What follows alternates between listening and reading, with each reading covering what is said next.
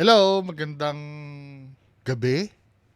Magandang gabi sa inyong lahat, mga kababayan ko. So, meron tayong pag-uusapan. Alisin ko na nga to. Malabo eh. Lumilinaw talaga. Masanay na kayo sa akin nakaganto, no? Anyway, so ito, pag-uusapan natin to. May nag-request sa akin. Shoutout sa'yo ha. Nakalimutan ko na eh. Ano nga name mo, ma'am? Si ma'am to eh. Comment ka dyan, ipipin ko yung shoutout sa'yo, ma'am, So, reakan natin ito. Ito naman po talaga yung yung original content ko. Ito mga Peking Ghost Hunter. Ito yung Peking Ghost Hunter na to, si Kuya Red Ghost Adventures. 'Di ba? 'Di ba? Huwag na mag-bullshitan, peke ka talagang Ghost Hunter. Pero may pinost siya, no? CCTV daw.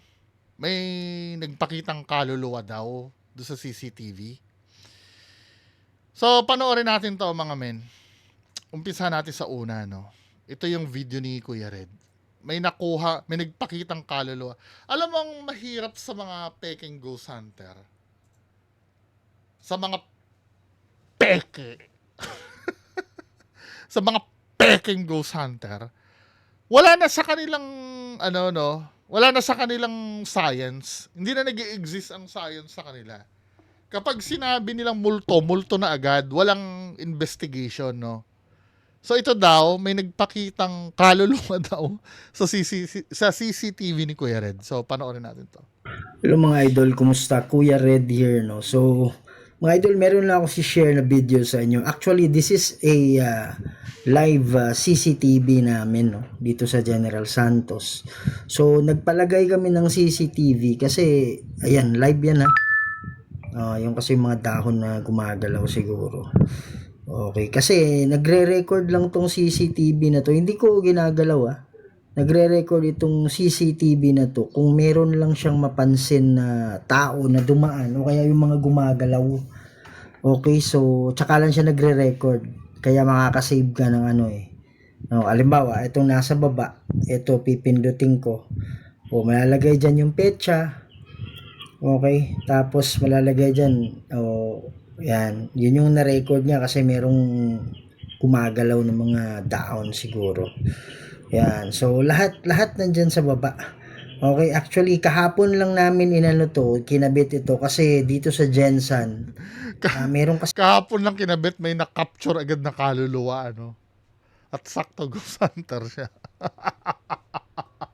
in case na nangyari na yung babae pinasok sa bahay, dalaga graduating, no? Tapos pinagsasasaksak, ninakaw yung sabi nila 10,000 ata. Kawawa naman yung yung babae. So kami na maglagay kami ng CCTV. So actually ito yung kinang ko lang ito yung mga anak ko kanina. Ito yung mga anak ko nung pumasok sila, yan. So this is around 7:01 kanina. Okay? Yan.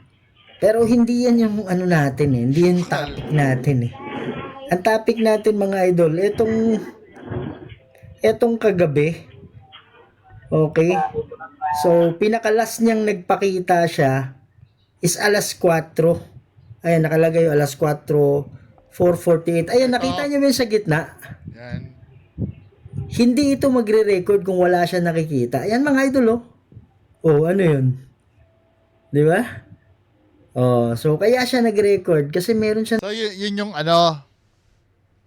yun yung kaluluwa.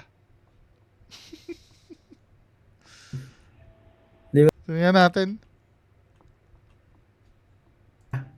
Is alas 4. Ayan, nakalagay yung alas 4:48. Ayan, nakita niyo ba yung sa gitna? Hindi ito magre-record kung wala. I-zoom natin para makita din nila. So ito yun, no? Yung ganyan.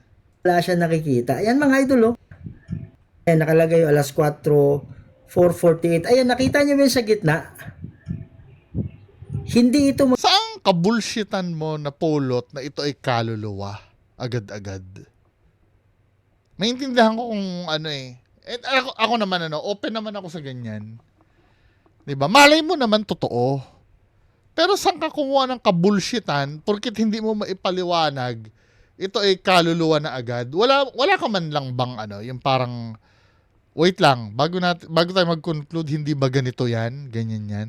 Ako nung nakita ko na agad meron na agad akong theory pero mamaya pag-usapan natin kung ano yung Is alas 4. Ayan, nakalagay yung alas 4, 4:48. Ayan, nakita niyo ba yung sa gitna? Hindi ito magre-record kung wala siya nakikita. Ayan mga idol, oh. Oh, ano yun? Di ba? Oh, so, ano lang talaga, ang nakaka-bullshit na part lang talaga, inisip mo agad na kaluluwa yun.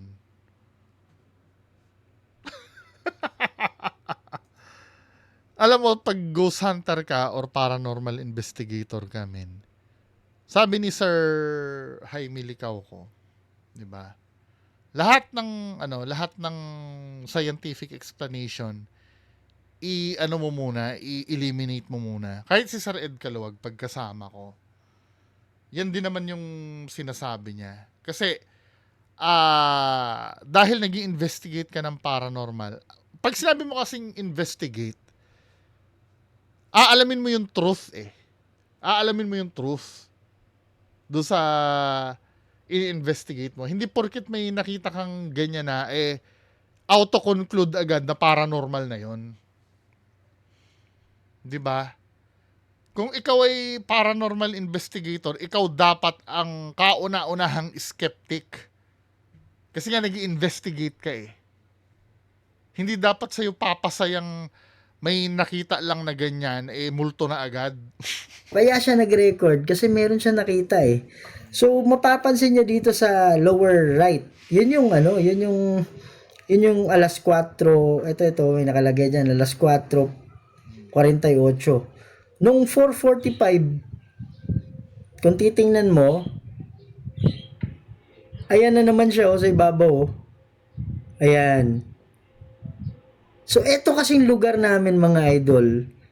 Ito, Sa right side. dito na papasok yung confirmation bias. 'Di ba? Papasok na yung pagka-confirm. Maghahanap na ng dahilan kung bakit may ganon. Just imagine, gumanon-ganon lang, may istorya ka na kagad. Sa pader, yung banda dyan, ano na yan Forest Lake na yan So, sementeryo na yan. So, naniniwala ako based on my experience na ito mga idol, kaluluwa to, energy to. Punta tayo sa 443. Tama ha, kung aanuhin mo kung kukunin mo yung common sense dun sa dahil sementeryo, kaluluwa na agad. Kahit kay Sir Ed mo tanongin ang kaluluwa, ang sementeryo, kung common sense ang gagamitin natin basihan, napakababa ng chance na magkaroon ng multo doon. Alam mo kung bakit? Yung mga dinadala kasi doon, mga katawan na yon, mga na yon. Oo, nakakatakot kasi nga, 'di ba? Kung pupunta ako sa cemetery, matatakot talaga ako dahil syempre may imagine ko maraming patay diyan na binaon, 'di ba?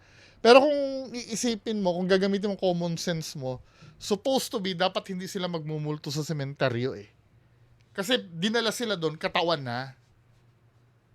Wala na dong emotional attachment kasi.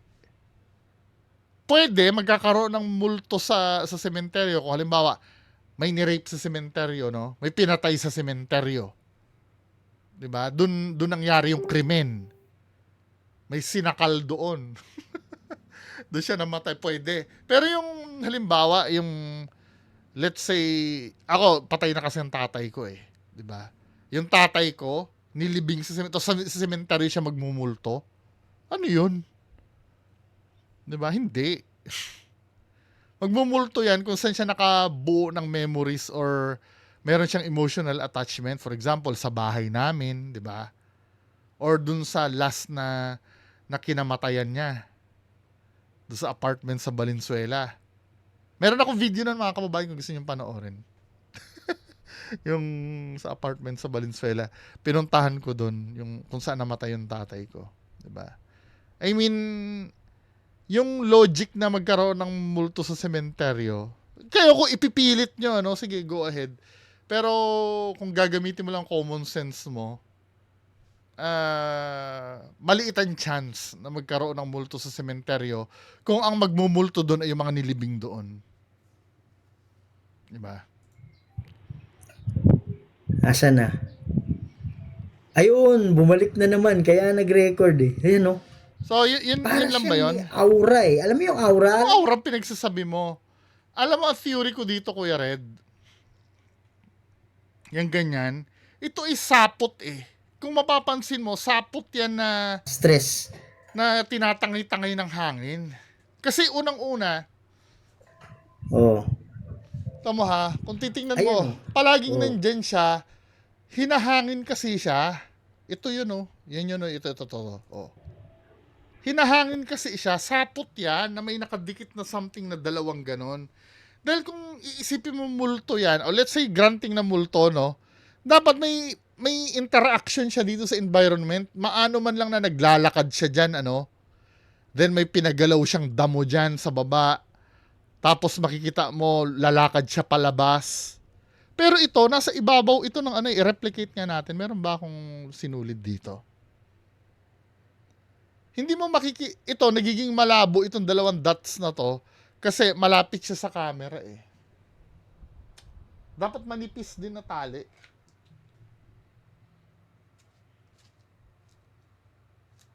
Wala ba akong tali dyan na...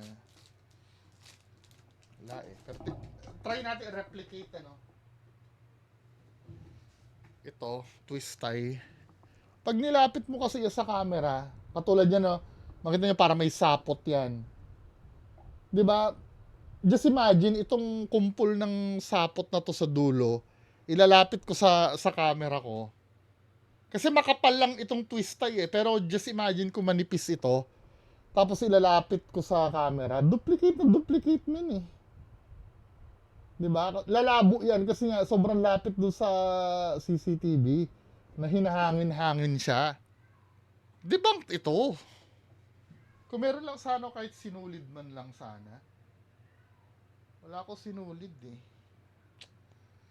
Maganda sana dyan kung sinulid. Anyway, nakukuha nyo ba yung point ko? Hindi ito ano, hindi ito kaluluwa. Sapot yan na hinahangin-hangin lang dyan. Kasi isa lang yung lugar niya, isa lang yung movement niya eh. 'Di ba? Na malapit lang siya doon. Pero kung paninindigan nyo pa rin na multo yan, ano, bahala kayo. Kasi ito, kung multo yan, ito yung pinaka-boring na kaluluwa. na walang alam gawin kundi magpaganyan-ganyan lang. 'Di ba? Kayo, bahala kayo, no? Pero sa akin, sapot. Kung ipipilit nyo, ay di bahala kayo. Yun lang po, magandang gabi sa inyong lahat. Bye-bye.